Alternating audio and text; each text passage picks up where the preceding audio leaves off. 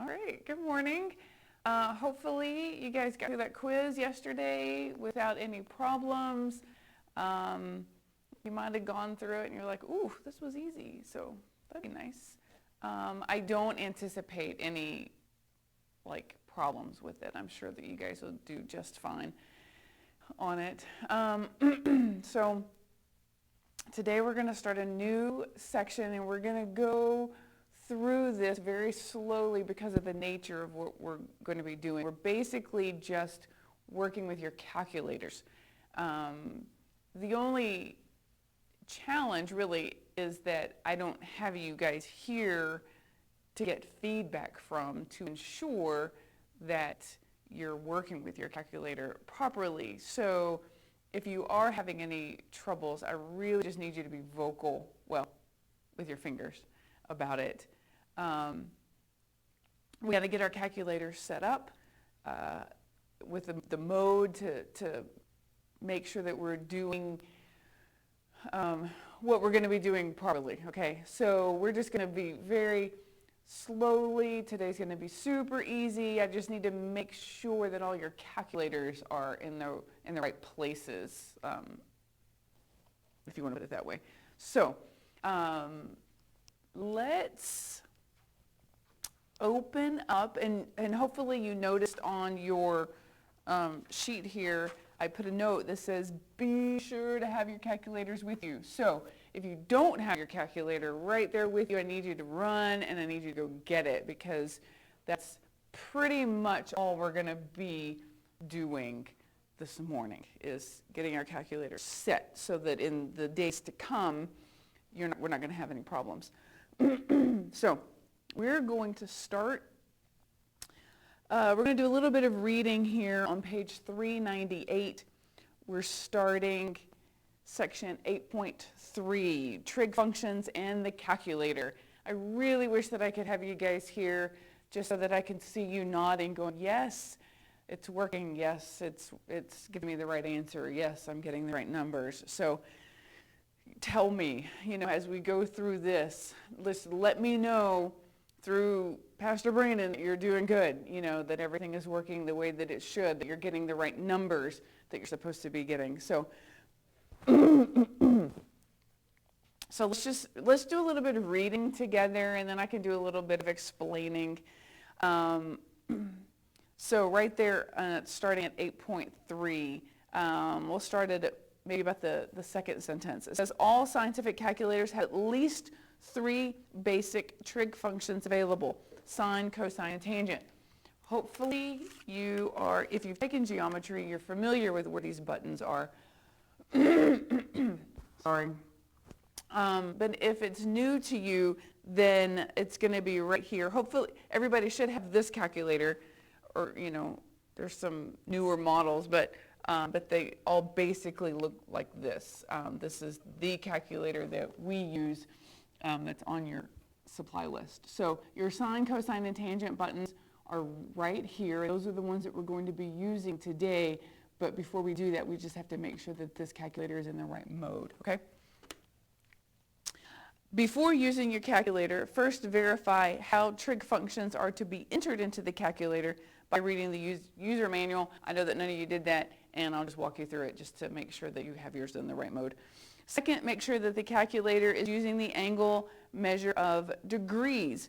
Most calculators can work with radian, degrees, or gradians, okay? Radians we will start talking about here pretty soon. That is commonly used in trig. Degrees is what you're accustomed to using. So far, anytime that you've been doing angle measurements, it's been in degrees, not radians. Gradians is not anything that I've ever really worked with. It is basically there are 100 gradients in a 90-degree angle. So like a complete rotation would be 400 gradients. So it's just kind of each quadrant in a Cartesian plane is 100 gradients, okay? But that's not anything, it's just a word that you're going to be exposed to, but that's not anything that we're going to do. Section 8.6 will introduce the angle measure radian, so we'll get to that before the end of the year. So a simple test to determine the current angle mode of the calculator is to find the sine of 90. The sine of 90 is exactly 1 whenever your calculator is in degree mode, okay? So if you will hit the sine, that was what it was, right? Yeah. So hit sine, it's S-I-N, okay? It looks like sin, but don't say sin, it's sine, okay? So hit sine, and then so on your calculator, you should see sine with an open parenthesis, okay? And then you punch in 90. You can close the parentheses if you want, but you don't have to, okay? And then if you hit equals, it should tell you a 1, okay? If you punch in the sine of 90 and it tells you 1, it is in the proper mode. It is in degree mode, okay? Now, if it's not, here's how you change it, okay? So if you look up at the and these are very tiny, I don't know how close I can get, but at the very, very top of your display screen, you should see a D, okay? It's actually like a block. It looks like this. And this is all dark. So it's kind of what it looks like. You should see a D up there, okay? If you don't, then here's what I need you to do. Come over here to the far left corner and hit Shift and hit Mode Setup, okay? And you'll see you have all these different options. So like number 3 is degree, number 4 is radian, number 5 is gradient, okay? So we need it in degree, so then you would hit 3, that's choice number 3, hit 3. That should put it in degree if it wasn't already, okay? So hopefully all of that made sense. So if you don't see a little D up here on the top kind of rightish side of your screen, hit Shift over here and then hit Mode Setup over here and choose number 3 for degrees, and that should give you a little D up here, okay? Is everybody good? Is everybody that's present in degree mode? This is what I need to know.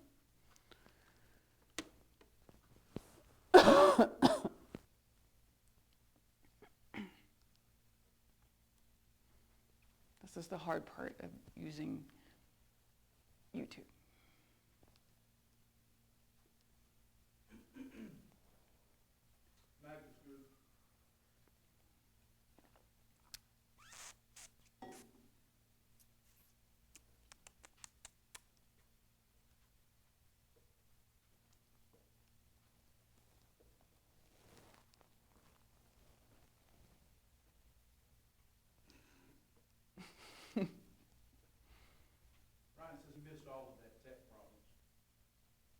Seriously? Are you serious? Poor thing. So Ryan, hit sine 90 equals, tell me if it gives you a 1. If it does, you're good.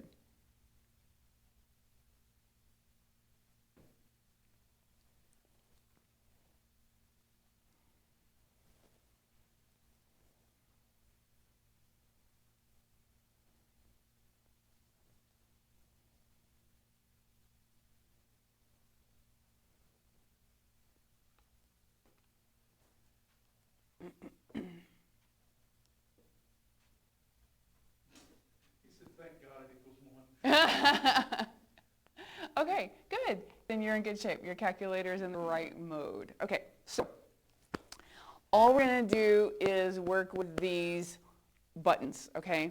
The sine and cosine and tangent of these buttons. So let's just walk through example 8.3a. The directions say find the sine, the cosine, and the tangent of 30 degrees using a calculator. There are charts for these, but man, are they a hassle to use. They go all the way from 0 degrees to 90 degrees, and it's sine and cosine and tangent, and it's all these decimal numbers, and oof. So a calculator is definitely the way to go, because then you got to find like the right, reading it is challenging because it is a page just full of numbers. So let's all practice with your calculator, okay? So hit your sign button, and then 30. So we're going to find a sine of 30, okay? Again, you don't have to close your parentheses. You can if you want to, because it opens up your parentheses for you, okay? So if you want to close them, you can, and then hit equals, and it should tell you 1/2. That's the correct answer if your calculator is in the correct mode. All right, and then the next one, we're going to do the cosine of 30 equals, okay? That gives you a fraction with a radical in it, okay? So this is an exact answer. This is, if you were being asked for an exact answer, this would be your answer, okay? It'd be square root of 3 over 2. However, if you're asked for a decimal answer, then from here you would have to hit this button. It's right above your delete, that orange delete button, right above it. It's an S and a D with like an arrow.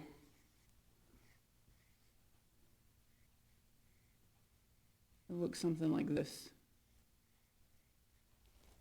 Okay, this will toggle back and forth between an exact answer and a decimal answer, okay? So if you hit SD, it turns into this long decimal, 0.866025438, okay? If you hit it again, it goes back to the exact answer, okay? So let's look at the decimal form of that. So you'll notice in your textbook, the cosine of 30 degrees, it shows this. It's not an equal sign, it's an approximate number because it is a rounded number, okay? So we don't say, we could say the cosine of 30 degrees equals the square root of 3 over 2 because that is an exact answer, okay? But in decimal form, it's not an exact answer. This is a rounded number, so we use the approximate symbol, okay? Not equals, but approximate, okay? And then the last one, we're going to do the tangent of 30 equals, okay? So you would write the tangent of 30 equals tangent of 30 degrees equals the square root of 3 over 3. Okay, or depending on what your instructions say, okay, so this is the exact answer, okay? This is exact, okay? But hit that SD button, hit this button right here. I really wish you guys were in the room. Okay, so, or the tangent of 30 degrees is approximately, this would be 0.577, okay? We wouldn't round this 7 because the number behind it is a 3, okay? This determines what I do with this, and I know this is old. I know you guys learned this in elementary, but a refresher doesn't hurt, okay? Only a 5 or higher will round this up to an 8. Okay, so since that's a 3, that guy stays a 7. All right, let's come back to cosine. The cosine of 30 in decimal form, this was a 0, okay? So that's why, and if I'm not mistaken, well, anyway, that's why the 6 stays 6, because that was a 0. If that had been a 5 or higher, that would have rounded to a 7. I'm almost positive, I haven't looked at a trig function chart in a long time, but it seemed like that was always 4 decimal numbers. It seems like I remember always having to round them to 4, so I'm kind of surprised that we're doing 3, but anyway, whatever. we can follow directions. Okay, so these are the important buttons, okay? So hopefully you found your sine, your cosine, your tangent buttons. Hopefully it's in this mode. Know where these buttons are, know what this button does, okay? And remember, if it's exact, you use an equal. If it's a rounded decimal, we use the approximate. This is a good start, okay? So this is all we're going to do today, and we'll do some inverse functions tomorrow. So that's just a little extra steps with your calculator, but I just don't want to go over too much without having you guys here, without having your feedback. I want to give you guys time to answer some questions, to ask some questions throughout the day if you need to. So that's all we're going to do today. So your assignment, you can see, is going to be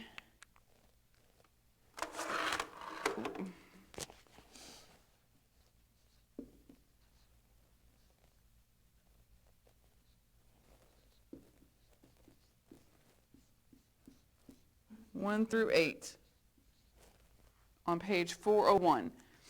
So you're finding different trig function values, and it says to round your answers to 3 decimal places, okay?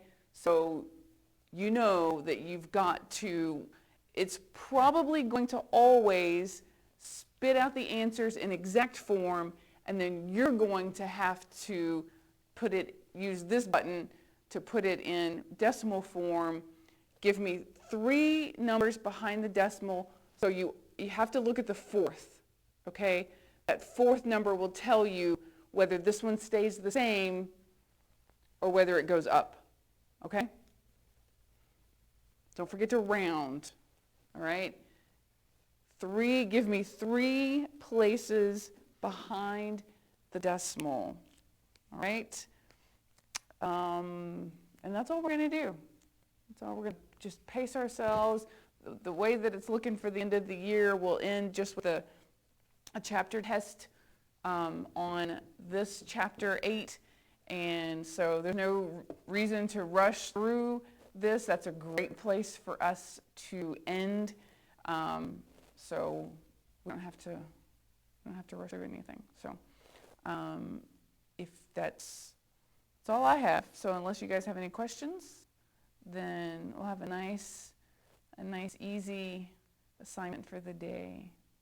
Okay? Don't forget 3 decimal places. The fourth determines what you do with the third, okay? Nothing ever rounds down. It either stays the same, or if the number behind it is 5 or higher, then that third one goes up 1. Okay? It's probably been a while since you guys have rounded, so. All right. So that's it for today. I'll see you here tomorrow. I'll get my hands on your packets today, and my day's kind of full, so it may be tomorrow. I probably won't be able to start grading them until tomorrow, but I expect good things. So you guys have a good day. See you tomorrow. Well, I won't see you.